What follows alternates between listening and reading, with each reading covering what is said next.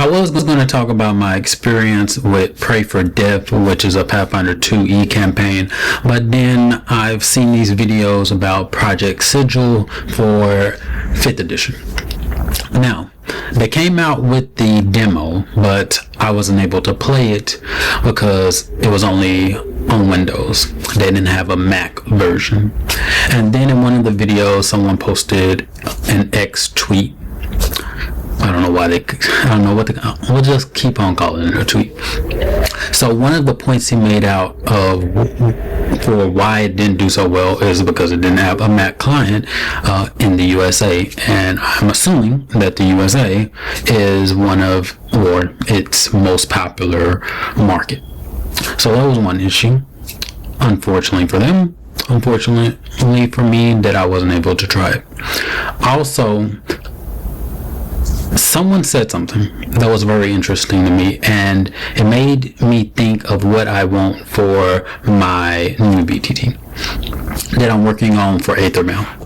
So I don't know if you are aware of this, but they used to have a game that's discontinued. It's called Sword Coast Legends. And when I say they, some company, I don't think it was Wizards of the Coast, but it was supposed to be the video game version of D&D, where the game master can go in, take control of a monster. So the monsters already had AI and stuff like that fighting the party. It wasn't turn-based, it was real-time combat. I think you have a choice to pause it, maybe. It was a long time ago, but I remember a part where the DM can take control of a monster and stuff like that.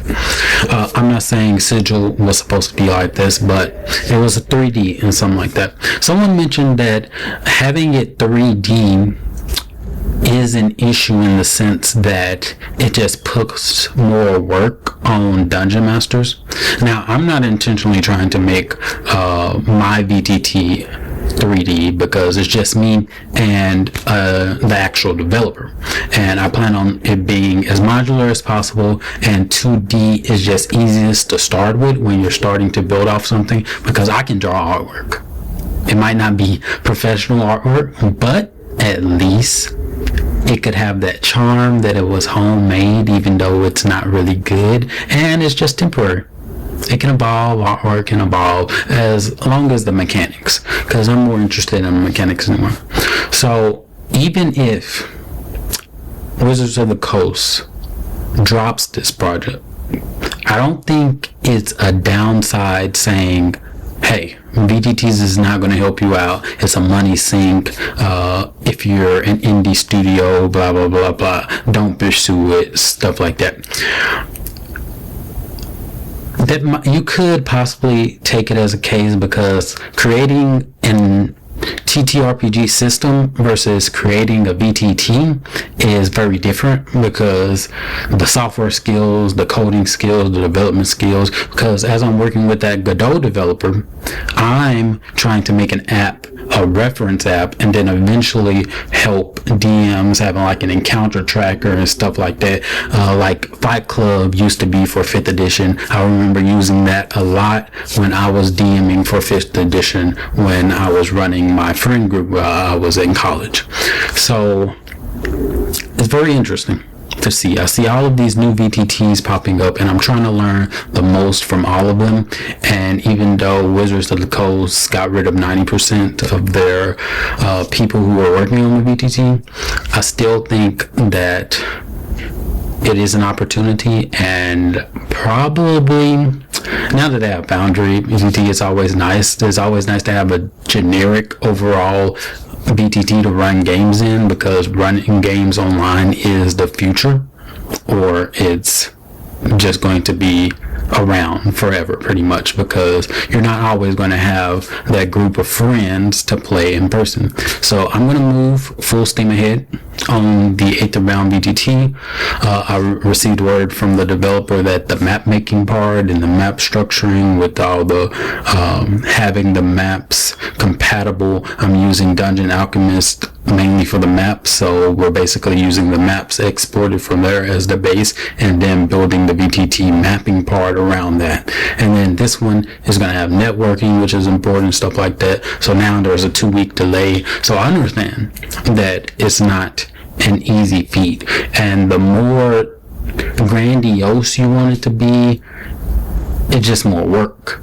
And how Wizards of the Coast advertised this thing as, okay, 3D software, create your own dungeon, stuff like that. It's a lot of work to put in all this stuff.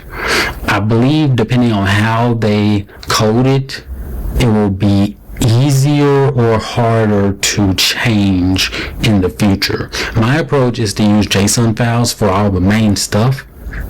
And then I'm thinking, especially with the spells, some of those spells, like it reads the JSON file and then it picks up this name of the spell, and then they understand, okay, now we have to run this custom logic for this spell, because some spells, like you have to like the polymorph spells and stuff like that, it's hard to have like just a blanket template with the JSON file. But I have more information on dealing with the technical stuff on another channel.